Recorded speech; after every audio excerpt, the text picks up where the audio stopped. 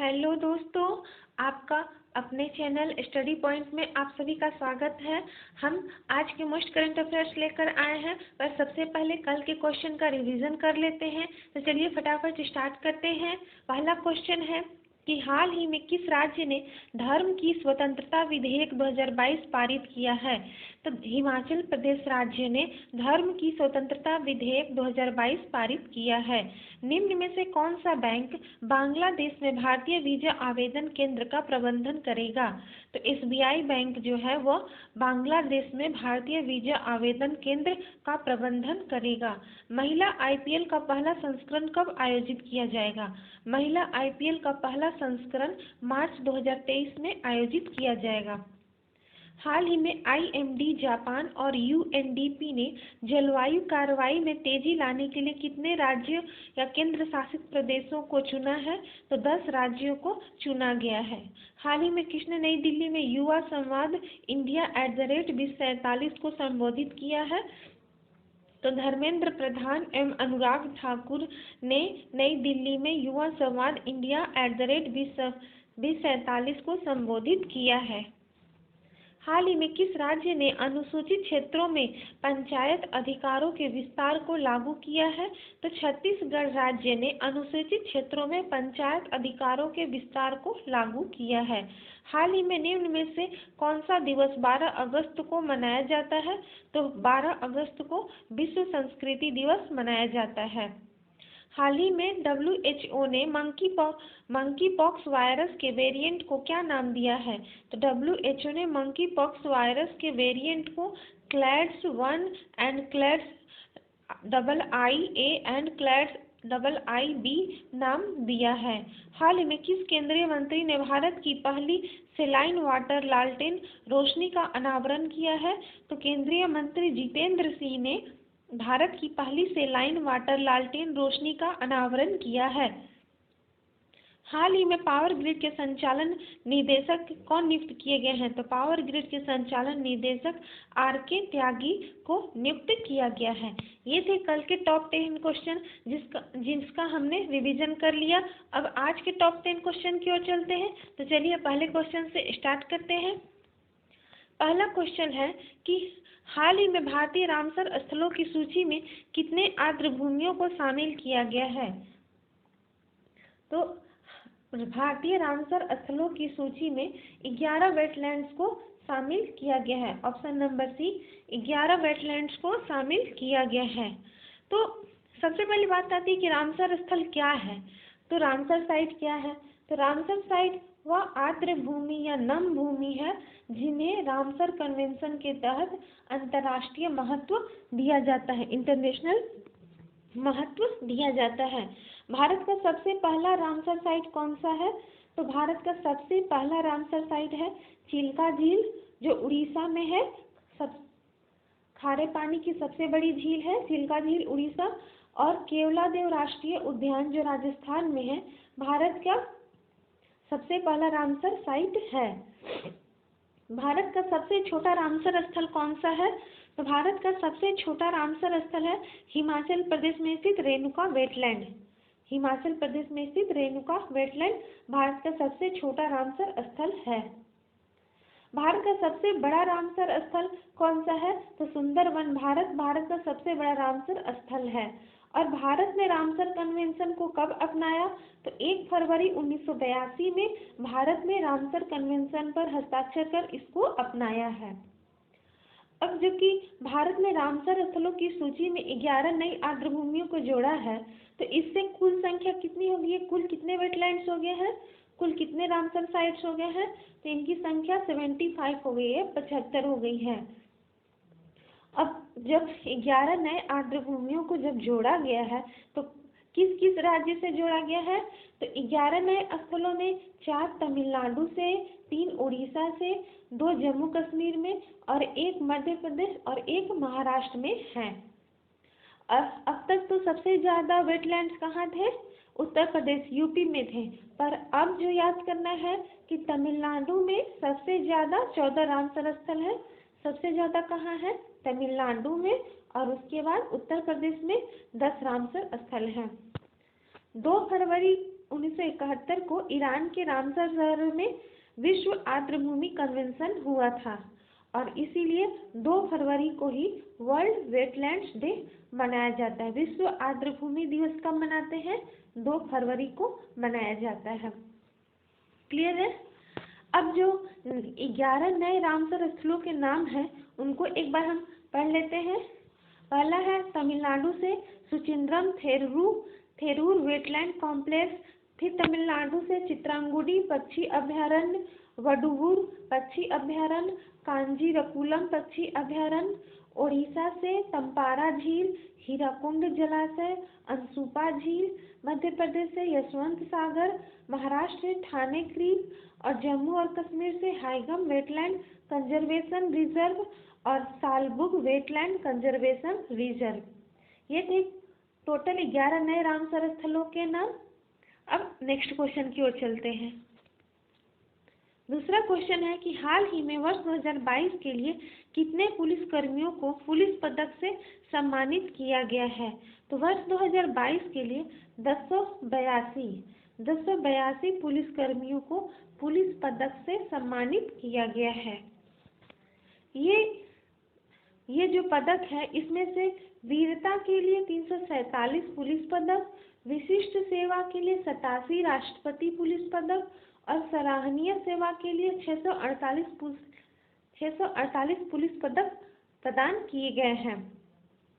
और सबसे ज़्यादा कहाँ पर दिए गए हैं? सीआरपीएफ ने 40 वीरता पदक हासिल किए हैं, जो सभी बलों में देश में सर्वाधिक है। नेक्स्ट क्वेश्चन करते हैं। तीसरा क्वेश्चन है कि हाल ही में आरबीआई के गैर आधिकारिक निदेशक के रूप में किसे नियुक्त किया गया है?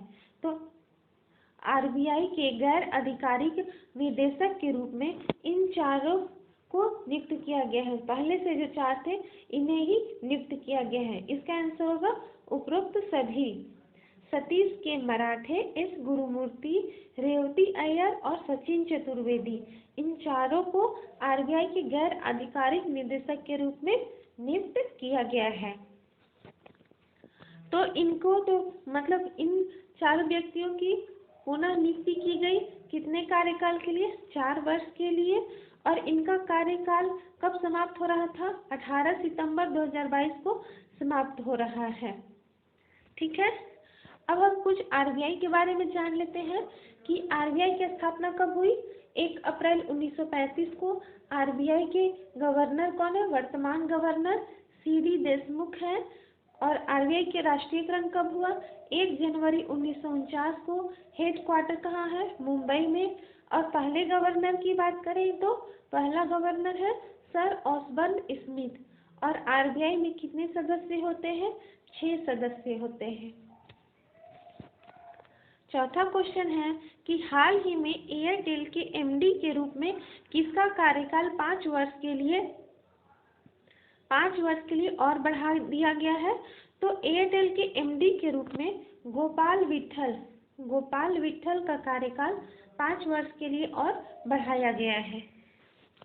तो ये जो गोपाल विट्ठल है 5 साल के लिए प्रबंध निदेशक के रूप में फिर से नियुक्त किया गया है इनको। और ये 1 फरवरी 2023 से 5 साल की अवधि के लिए कंपनी के एमडी के रूप में गोपाल विट्ठल की फिर से नियुक्ति की मंजूरी दे दी गई है। 1 फरवरी 2023 से स्टार्ट होगी। भारतीय एयरटेल की स्थापना कब हुई? 1995 में। और संस्थापक हैं सुनील भारती मित्तल। किस राज्य सरकार ने जीएसटी चोरी रोकने के लिए लक्की व्हील ऐप लॉन्च किया है? किस राज्य सरकार ने? तो केरला राज्य सरकार ने जीएसटी चोरी रोकने के लिए लक्की व्हील ऐप लॉन्च किया है। तो ये तो जीएसटी चोरी रोकने के लिए लक्की व्हील ऐप आया है, अंकुश लगाने के लिए, जीएसटी चोरी पर अंकुश लगाने के लिए आया है। कब लॉन्च किया गया? 16 अगस्त 2022 को। ये डेट काफ़ी इम्पोर्टेंट है।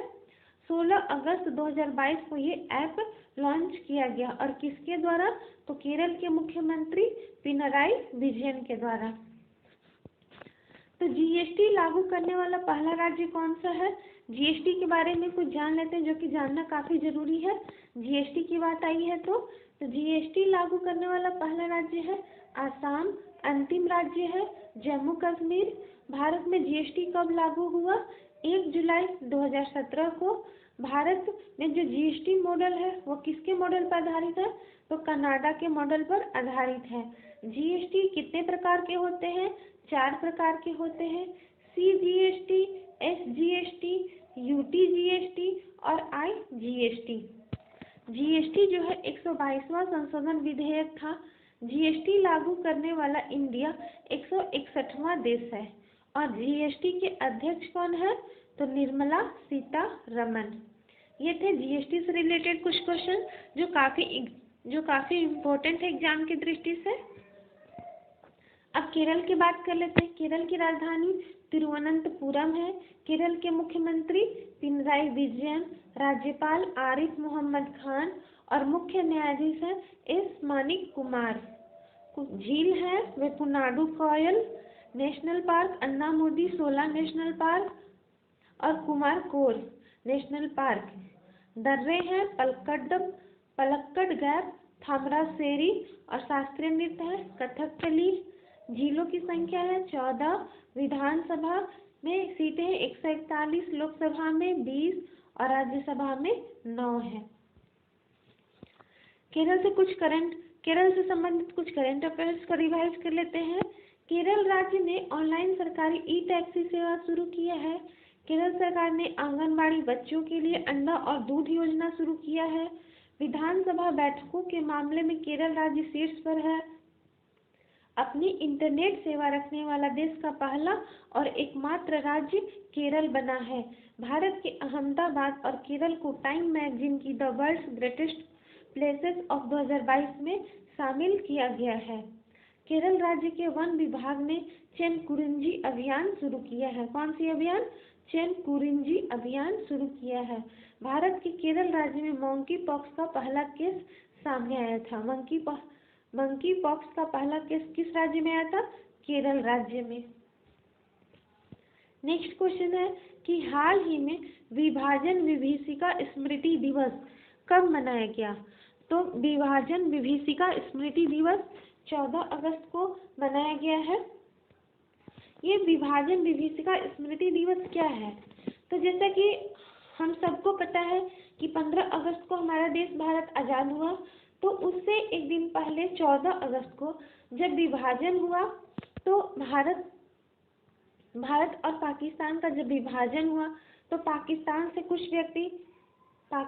कुछ व्यक्ति भारत आने लगे, भारत से कुछ व्यक्ति पाकिस्तान जाने लगे।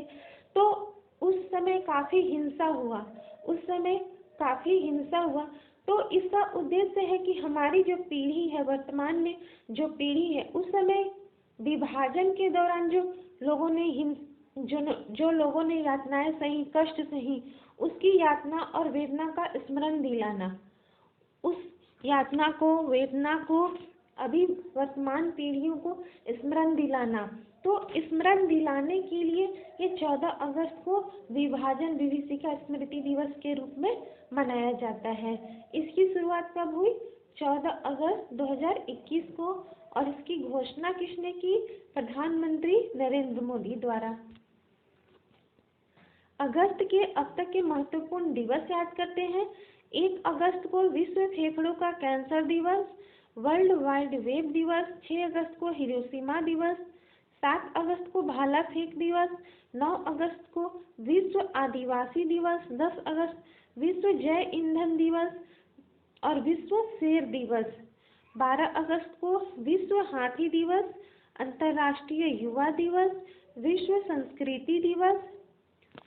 संस्कृत दिवस और 13 अगस्त को विश्व अंगदान दिवस।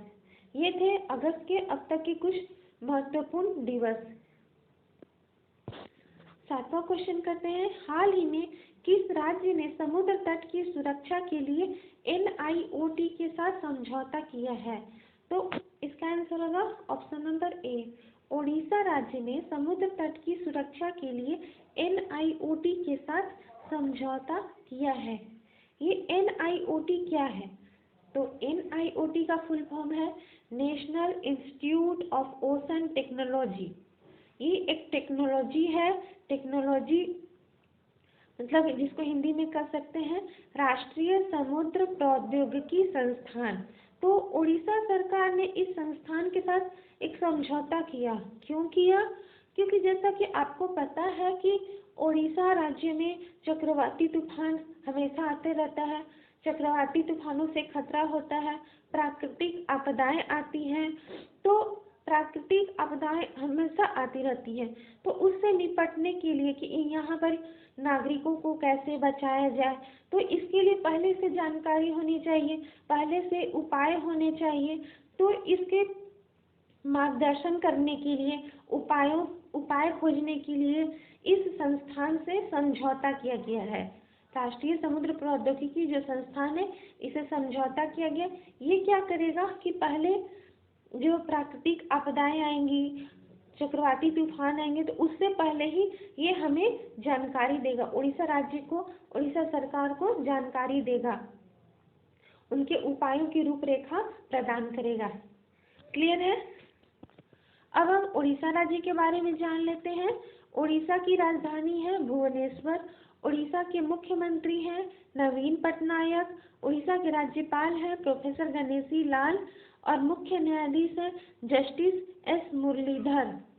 झीलें हैं वहाँ की चिल्का झील, अंसुपा झील, कंजिया झील। नेशनल पार्क है सिमलीपाल राष्ट्रीय उद्यान, नंदनकानन जूलॉजिकल पार्क, चंदन हाथी विहार। लोक नृत्य है घुमरा और छाऊ। शैक्षिक स्थल है कटक, जगन्नाथ मंदिर, कोणार्क, पारादीप। जिले हैं 30, विधानसभा सीट 147, लोकसभा सीट 21 और राज्यसभा सीट 10 है। 8वां क्वेश्चन की ओर चलते हैं कि हाल ही में भारत ने किस देश की नौसेना को डोनियर समुद्री निगरानी विमान सौंपा है? तो भारत ने श्रीलंका देश की नौसेना को, श्रीलंका देश की जो नौसेना है उसको डोनियर समुद्री निगरानी विमान सौंपा है। ठीक है। तो भारतीय नौसेना के जो उप प्रमुख हैं एडमिरल एस.एन. घोरमड़े जो हैं वो श्रीलंका के दौरे पर गए थे। तो वहीं पर उन्होंने आज़ादी के जो 75वीं स्वतंत्रता दिवस है या 76वीं वर्षगांठ जो हुई, तो उस अवसर पर इन्होंने द्विपक्षीय रक्षा साझेदारी को बढ़ावा देने के लिए श्रीलंका की नौसेना को एक समुद्री निगरानी विमान डोनियर सौंपा, वहां पर उन्होंने दिया। श्रीलंका के राष्ट्रपति कौन है? रानिल विक्रमसिंघे। तो जब हैंडओवर किया जा रहा था श्रीलंका को, तो राष्ट्रपति रानिल विक्रमसिंघे भी वहां मौजूद थे। तो भारत और श्रीलंका के बीच रक्षा वार्ता हुई। इस तरह से भारत और श्रीलंका के बीच रक्षा वार्ता हुई। और श्रीलंका में भारतीय उच्चायुक्त कौन है? गोपाल वागले। ये इम्पोर्टेंट है। श्रीलंका में भारतीय उच्चायुक्त कौन है? गोपाल वागले। नेक्स्ट क्वेश्चन की ओर चलते हैं। हाल ही में सरकार ने पंजाब और हरियाणा उच्च न्यायालय में कितने नए न्यायाधीशों की नियुक्ति की है? तो सरकार ने पंजाब और हरियाणा उच्च न्यायालय में 11 नए न्यायाधीशों की नियुक्ति की है। ऑप्शन नंबर बी, 11 नए न्यायाधीशों की नियुक्ति की है। तो अब सरकार ने पंजाब और हरियाणा उच्च न्यायालय में 11 नए न्यायाधीशों की नियुक्ति की है। तो ये तो 15 अगस्त को की। इससे पहले 13 अगस्त 2022 को सरकार ने इलाहाबाद, आंध्र प्रदेश, तेलंगाना, गुवाहाटी, उड़ीसा और हिमाचल प्रदेश के उच्च न्यायालयों में 26 उच्च न्यायालय के न्यायाधीशों की नियुक्ति की थी। तो ये संविधान के किस भाग में होता है? तो संविधान के भाग 6 में होता है। संविधान के भाग 6 में इसका वर्णन है, अनुच्छेद 214 से लेकर अनुच्छेद 232 तक। उच्च न्यायालय के संगठन एवं प्राधिकार संबंधी प्रावधानों का वर्णन है। अब तक कुल हाई कोर्ट की संख्या कितनी हो गई? तो अब तक कुल हाई कोर्ट की संख्या 25 हो गई है। क्लियर है? नेक्स्ट क्वेश्चन की ओर कुछ नियुक्तियों के बारे में याद कर लेते हैं। जस्टिस उदय उमेश ललित को देश का 49वां मुख्य न्यायाधीश बनाया गया है। प्रमोद कुमार को पावर ग्रिड कॉरपोरेशन का नया CFO नियुक्त किया गया है। विश्वनाथ आनंद को खेल के वैश्विक संचालन संस्था FIDE का उपाध्यक्ष किसे नियुक्त किया गया है? विश्वनाथ आनंद को। और विजिलेंस कमिश्नर सतर्कता आयुक्त किसे नियुक्त किया गया है? तो प्रवीण कुमार श्रीवास्तव और अरविंद कुमार को। Unity small finance bank USFB unity small finance bank के MD और CEO कौन है? इंद्रजीत कैमोत्रा। प्रधानमंत्री कार्यालय में निदेशक के पद पर किसे नियुक्त किया गया? श्वेता सिंह को। ऑयल कंपनी का CMD किसे नियुक्त किया गया? रंजीत रथ को। केंद्रीय सतर्कता आयुक्त CVC किसे नियुक्त किया गया? सुरेश N पटेल को। और भारत के लिए विश्व बैंक का कंट्री निदेशक किसे नियुक्त किया गया?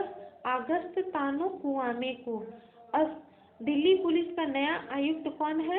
तो दिल्ली पुलिस का नया आयुक्त संजय अरोड़ा को नियुक्त किया गया। और पेटीएम गेटवे ब्रिज के CEO कौन है? नकुल जैन को नियुक्त किया गया। ये थी कुछ नियुक्तियां। अब नेक्स्ट क्वेश्चन की ओर। 10वां क्वेश्चन है कि केंद्र सरकार ने किसके लिए 75वीं स्वतंत्रता वर्षगांठ पदक जारी किया है? तो केंद्र सरकार ने भारतीय सशस्त्र बल, ऑप्शन नंबर डी, भारतीय सशस्त्र बल के लिए 75वीं स्वतंत्रता वर्षगांठ पदक जारी किया है। तो केंद्र सरकार ने चूंकि सभी सशस्त्र बलों के लिए कर्मियों के लिए 75वीं स्वतंत्रता वर्षगांठ पदक की स्थापना की। कब की? तो 15 अगस्त 2022 में भारत की स्वतंत्रता के 75 वर्ष के उपलक्ष्य में की। और ये जो पदक की लागत होगी वो किससे वहन की जाएगी? तो पदक की जो लागत होगी, खर्च होगी, वो राज्य या केंद्र शासित प्रदेशों CAPF CPO द्वारा वहन की जाएगी, जो लगभग 96 रुपये प्रति पदक के हिसाब से होगी। और पदक को 75017 फसादा एरियो 960 के रूप में निरूपित और नामित किया जाएगा। तो आई होप आपको ये वीडियो अच्छा लगा होगा, डिटेल में यह वीडियो अच्छा लगा होगा। तो अगर वीडियो अच्छा लगा तो प्लीज़ मेरे चैनल को सब्सक्राइब कर दीजिए, ताकि जो भी वीडियो डले वो सबसे पहले नोटिफिकेशन आपको मिले। और तब तक के लिए धन्यवाद। फिर मिलते हैं अगले वीडियो में।